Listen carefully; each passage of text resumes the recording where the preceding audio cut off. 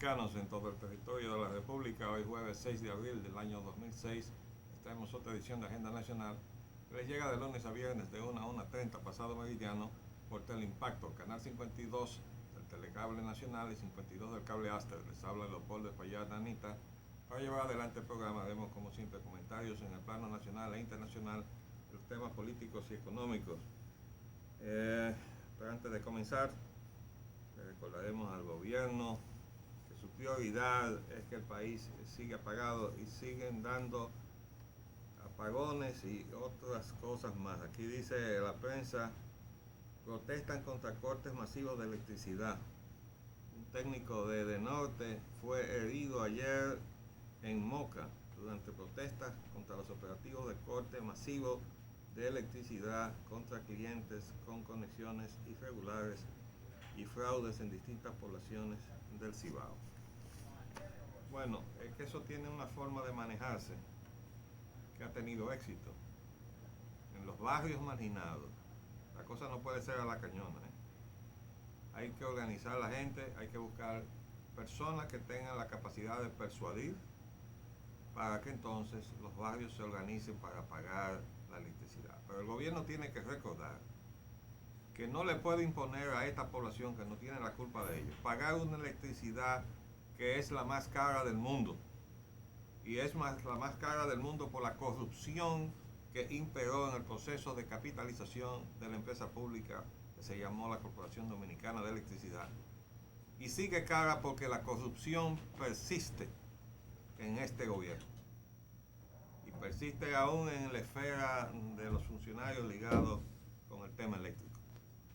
Y si no, ahí está la prueba al canto. El presidente de la República hizo un compromiso formal ante la nación el día que tomó posesión de que iba a revisar los contratos de las generadoras eléctricas, y averigüen ustedes a ver si se han revisado los contratos de las generadoras eléctricas.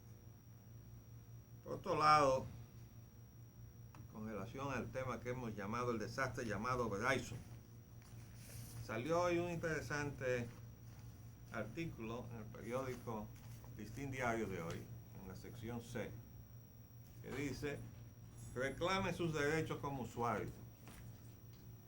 Y yo quiero decirle que yo hice precisamente eso ayer, que era el último día en que Verizon se había dado a sí mismo un plazo de 3 días laborables para ir a atender un problema que la misma Verizon ha ocasionado. Bueno, ayer yo pude contactar al director de Indotel. Tuvo la gentileza de tomar la llamada y decirme que él se iba a ocupar personalmente de eso. Estamos completamente conscientes de que esa es una situación excepcional y se ha dado por el nexo de amistad que tenemos desde cuando el doctor José Rafael Vargas no era el director de Indotel.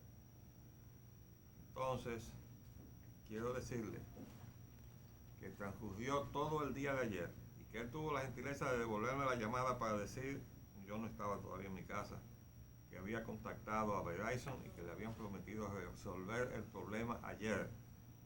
Hoy a las 8:20 de la mañana apareció el técnico de Verizon.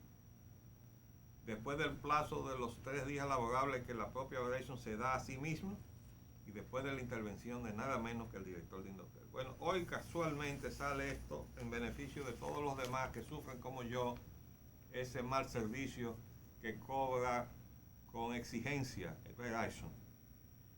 Entonces, aquí dice que hay un departamento organizado para reclamar. Dice que hay muchas quejas sobre el asunto del cable y del internet y además de las conexiones telefónicas. Cuando le cobran el servicio que no están dando. Es exactamente lo que debería estudiar un abogado para ver si hay base o no para demandar a esa empresa.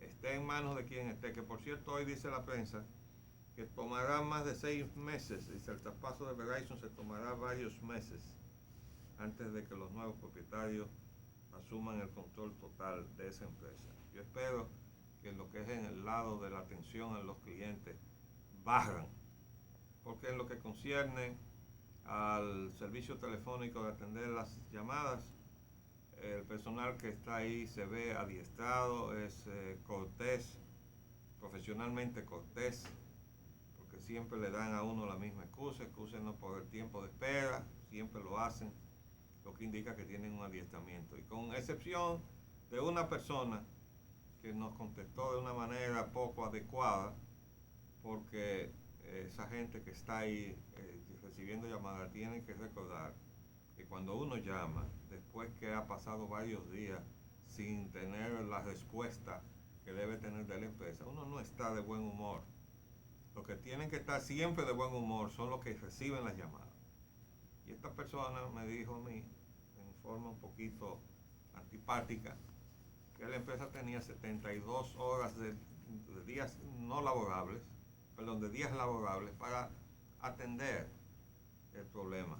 Bueno, todavía hoy fue el técnico y el problema se resolvió a medias, de modo que ahí seguimos. El otro tema que tenemos que tocar, bueno, tenemos que pedirle a la población que haga uso de esa facilidad que ha instalado en Indotel el director de Indotel, José Rafael Vargas, para atender las quejas de estos servicios, que no solamente Verizon, hay otros. El problema de Bahía de las Águilas sigue en pie. Hoy dice el secretario de Medio Ambiente y Recursos Naturales que pide evitar que especulen con Bahía de las Águilas. Y esa inquietud es una inquietud legítima. Y desde luego, detrás de la concesión de las autorizaciones de construcción y todo eso, hay especuladores. Dice aquí el secretario de Medio Ambiente, Max Quick, advirtió ayer que detrás de la intención de explotar los terrenos de Bahía de las Águilas existe un interés especulativo y que ahí no se puede permitir el uso turístico sin tomar en cuenta las regulaciones y normas ambientales, porque se abriría un camino muy peligroso. El camino peligroso se abrió hace tiempo, pero dice el refrán que más vale tarde que nunca. Y como han habido gestiones presidenciales de partidos diferentes, funcionarios distintos, entonces hay que hacer una diferencia, ¿no?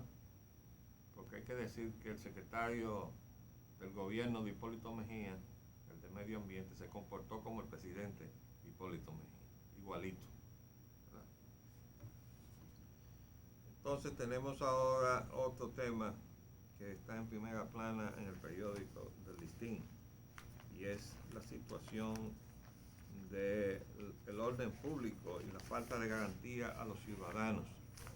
Dice, delincuentes se desplazan hacia sectores residenciales, se mudan con una mayor presencia de la policía en la parte alta de la capital, los ladrones cambian de espacio. Dice, los delincuentes ahora tienen predilección, ¿no? Predilección por las áreas de los sectores residenciales, porque hay muchas víctimas atractivas para su delito, ¿verdad? Dice, en la urbanización los restauradores piden intervención de la policía. La urbanización, los restauradores, es el nuevo sector residencial que está siendo azotado por los robos y asaltos en los últimos meses, uniéndose a la zona colonial, las praderas, el Vergel y Serrayes, donde sus residentes denunciaron un incremento de la delincuencia. Ya habíamos dicho que el programa ese de Barrio Seguro es un disparate, porque tiene que haber ciudadanía segura, y no podemos tener ciudadanía segura cuando los servicios de vigilancia privada no están siendo fiscalizados. Ahí va a recalar todo el detritus humano que se da de baja de los organismos de las Fuerzas Armadas o de la propia Policía Nacional.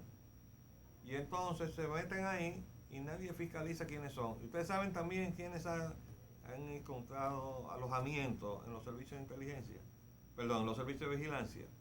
Muchísimos haitianos, de esos que se han dominicanizado a la cañona con documentos fraudulentos, y entonces van a recalar ahí. Como van a recalar a muchos otros servicios en donde se les paga menos. Pero eso es muy peligroso. Y ahí vimos el caso del asalto y muerte a la gerente de un establecimiento comercial ahí en la Charles Sumner, de parte de uno de los vigilantes. uno de los vigilantes. Y en la empresa había varios que estaban metidos en el asunto. Una empresa de vigilantes, o sea, una empresa de delincuentes. Bueno, cuando usted ve sentado en el banquillo del acusado a 42 altos oficiales de la policía, imagínese usted lo que debe estar pasando en los servicios de vigilancia. De todas maneras, esto aquí está. Es que todo el mundo tiene derecho a estar tranquilo en su casa, a estar a cubierto de los actos de los delincuentes. Pero eso no es una tarea de que me voy a concentrar allí y voy a descuidar todo lo demás, que es lo que se ha estado haciendo con el barrio seguro y que ahora se ha ido a vender como una gran cosa allá por el Cibao. Eso no es, presidente, no, eso no es.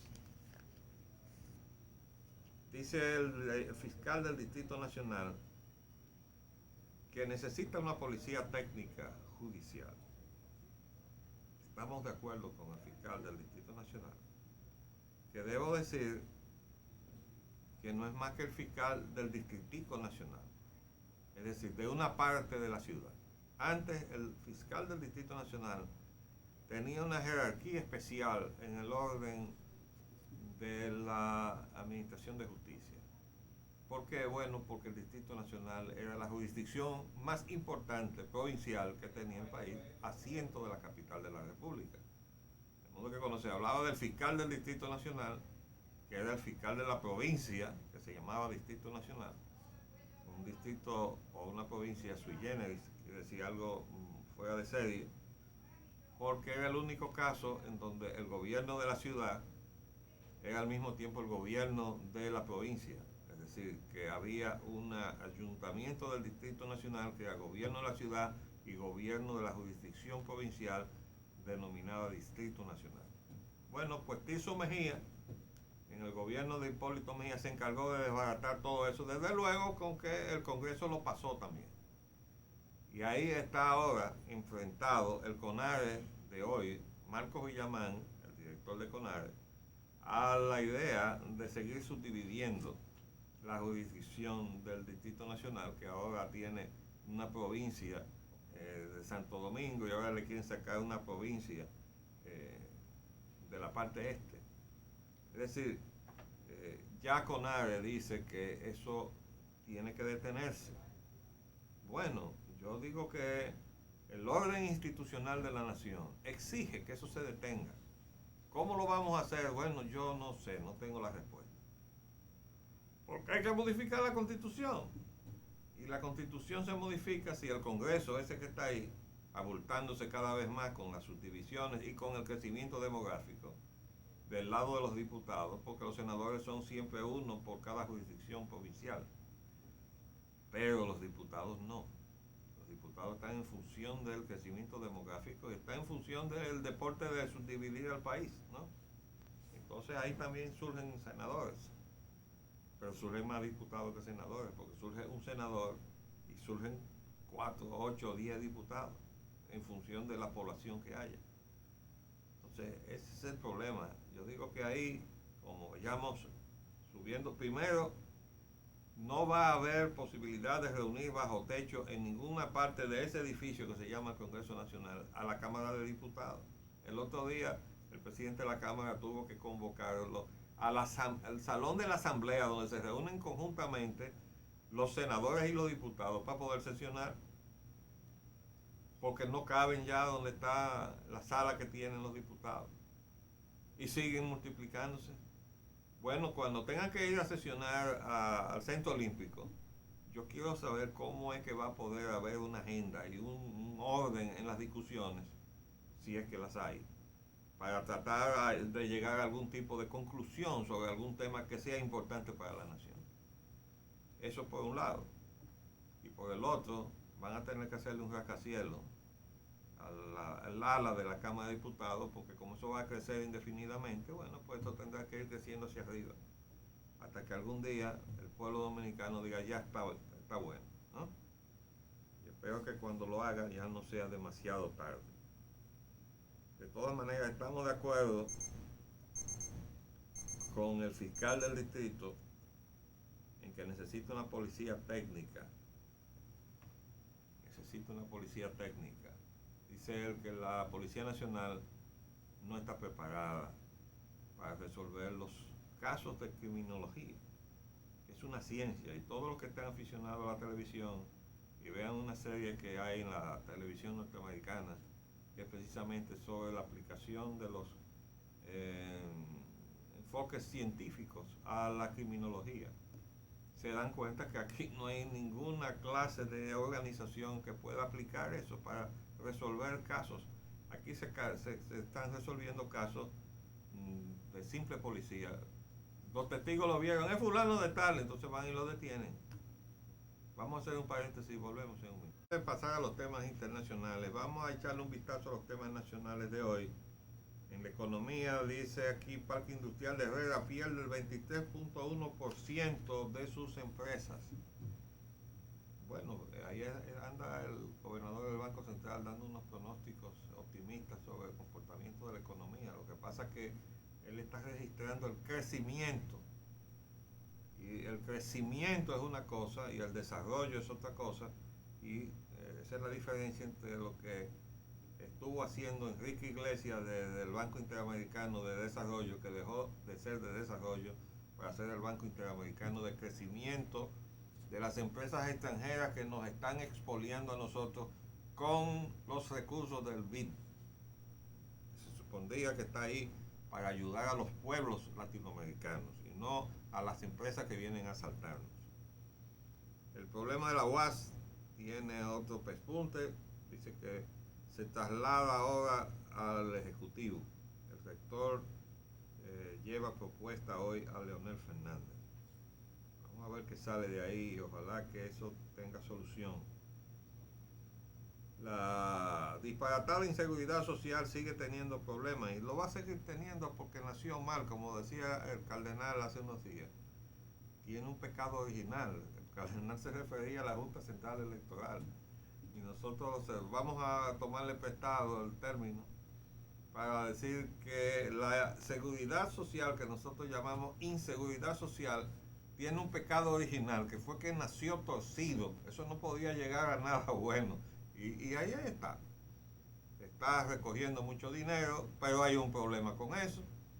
La actual superintendente está invirtiendo eso en valores del Banco Central y los representantes de los bancos comerciales están envueltos en una furia con eso porque ellos querían manejar esos recursos.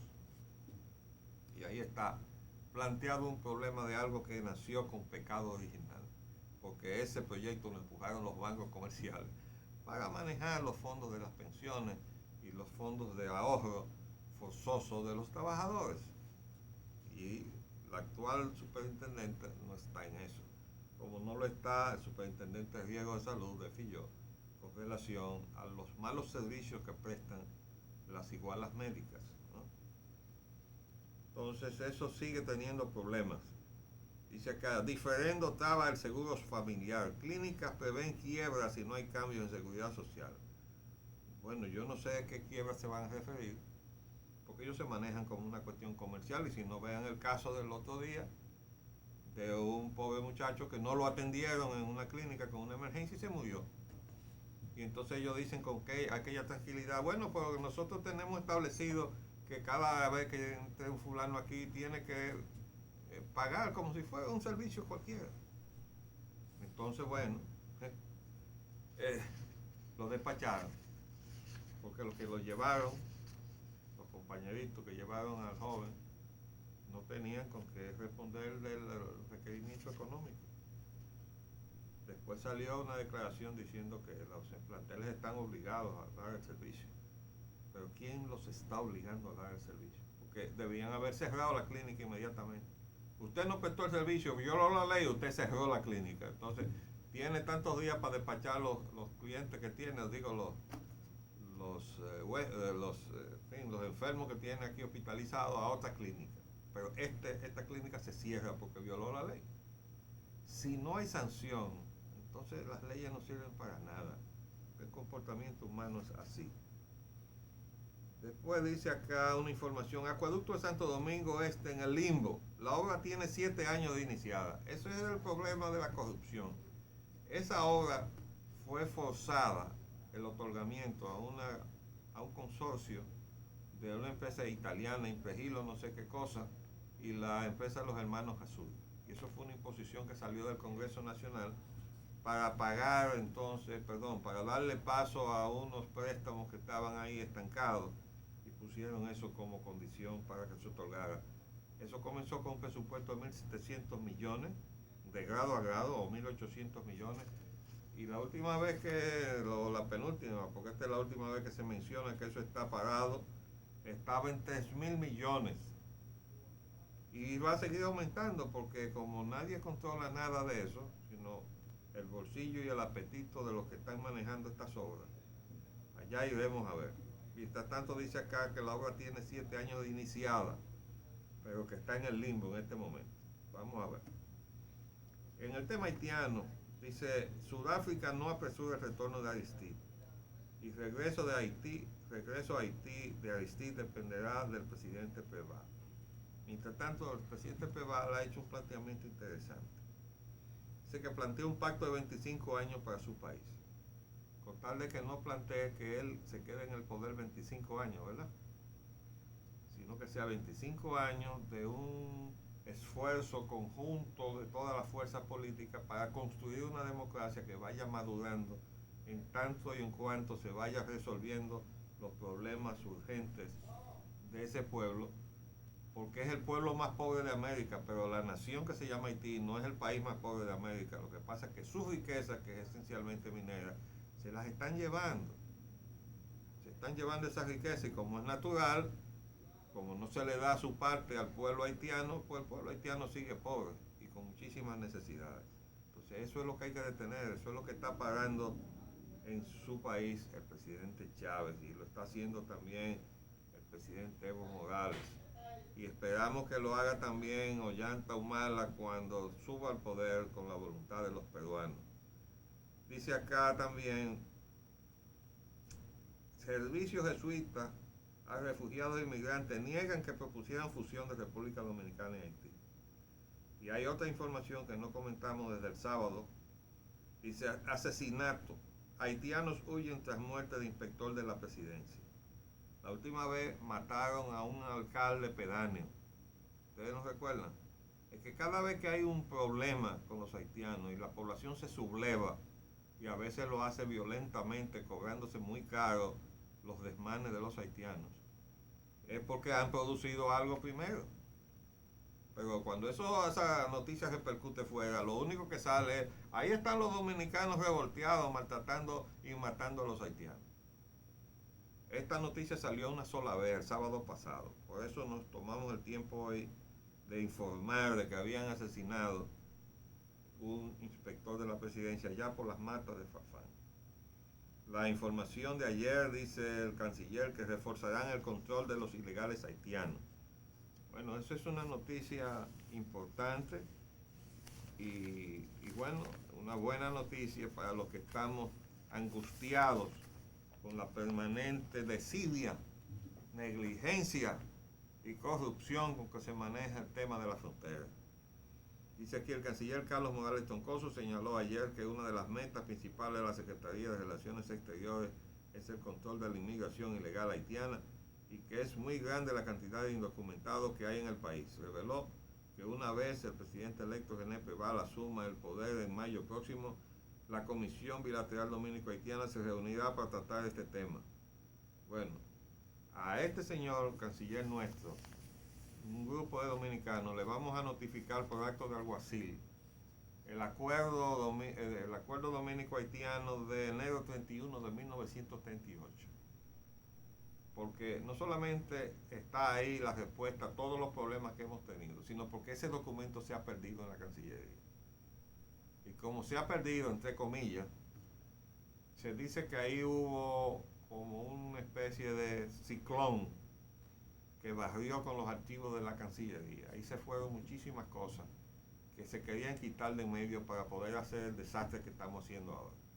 Entre las cosas que se perdieron los documentos del acuerdo de Washington del 31 de enero de 1938, firmado entre los dos estados con el arbitraje de los funcionarios del Departamento de Estado de los Estados Unidos de aquella época. Entonces, eso hay que rescatarlo, porque ahí es que está la respuesta.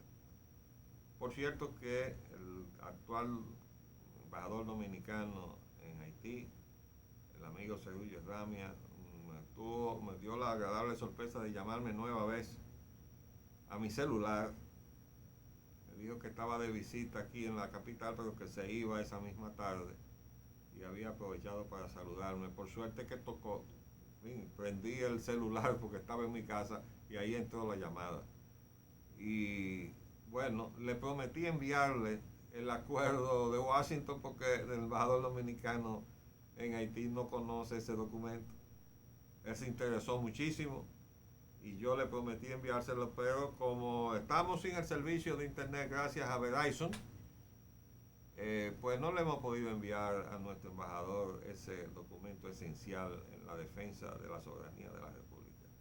Pero esperamos que después de la intervención del director del Indotel en el curso del día de hoy, esa gente de Verizon hará el esfuerzo para reponer el servicio que no debió haberse interrumpido nunca. De todas maneras, vamos a ver, en el plano internacional, dice la senadora Hillary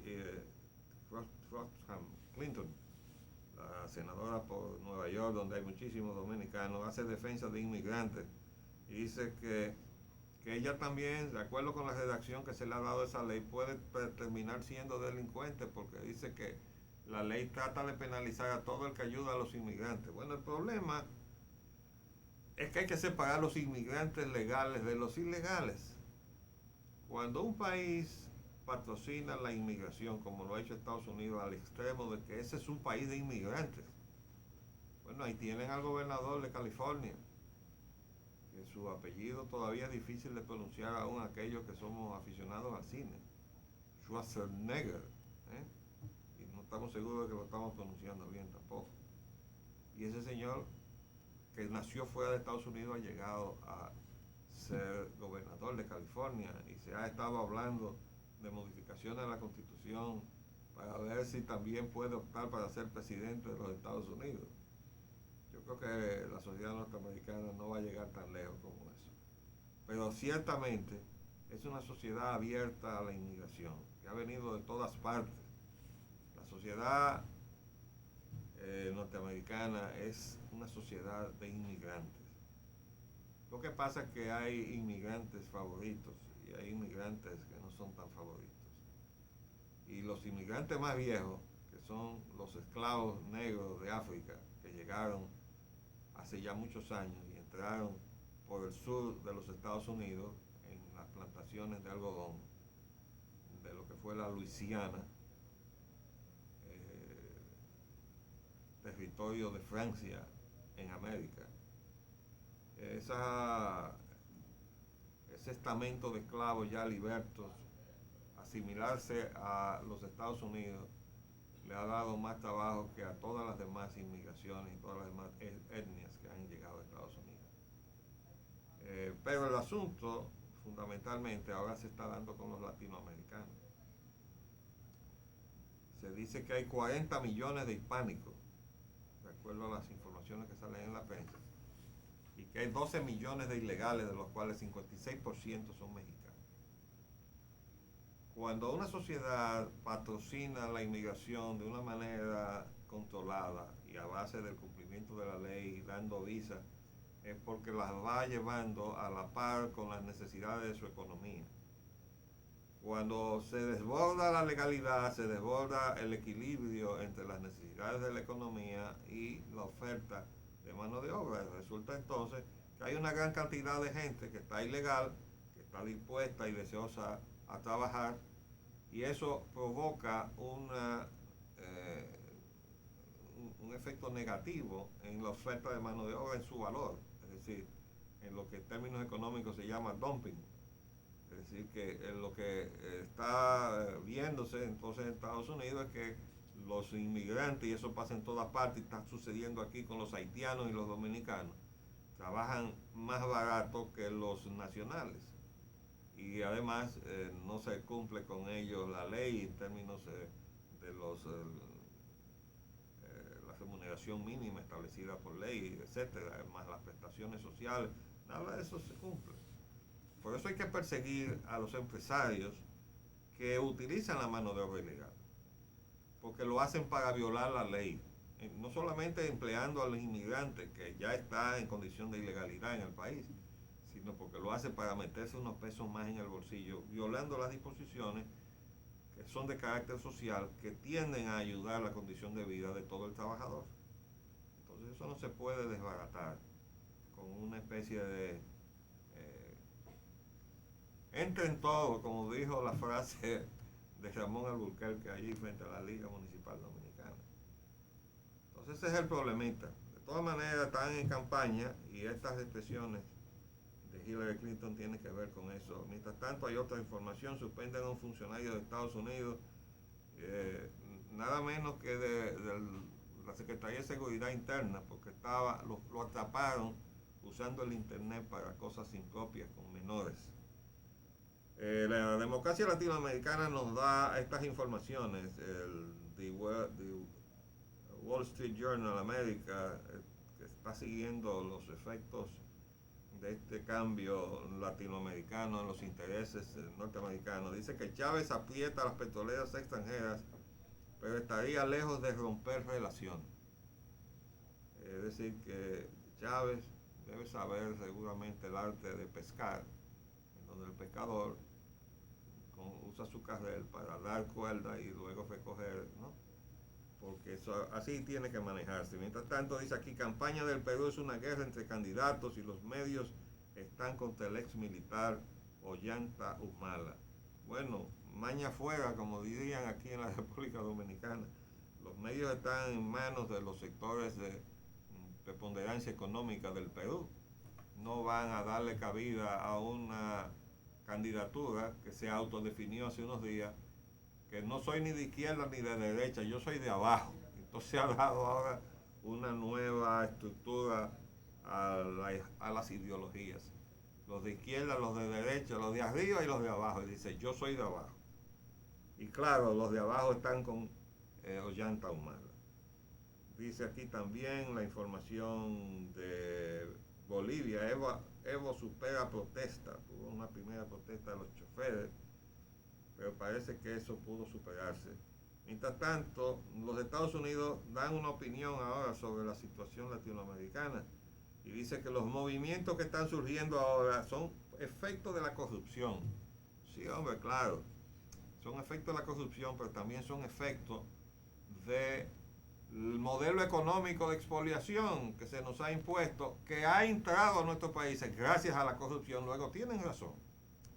Se debe a la corrupción, pero se debe al modelo de expoliación en manos extranjeras. Y eso es sencillamente lo que hay que pagar. Y mientras tanto, el secretario general de la OEA dice que América Latina debe mejorar la calidad de los gobiernos. Sí, estamos totalmente de acuerdo. Y tienen que comenzar por responderle a sus gobernados, porque esto es lo que es la democracia. Se nos acabó el tiempo por el día de hoy. Volveremos mañana, si Dios así lo permite. Les habló Leopoldo Espallana. Hasta luego.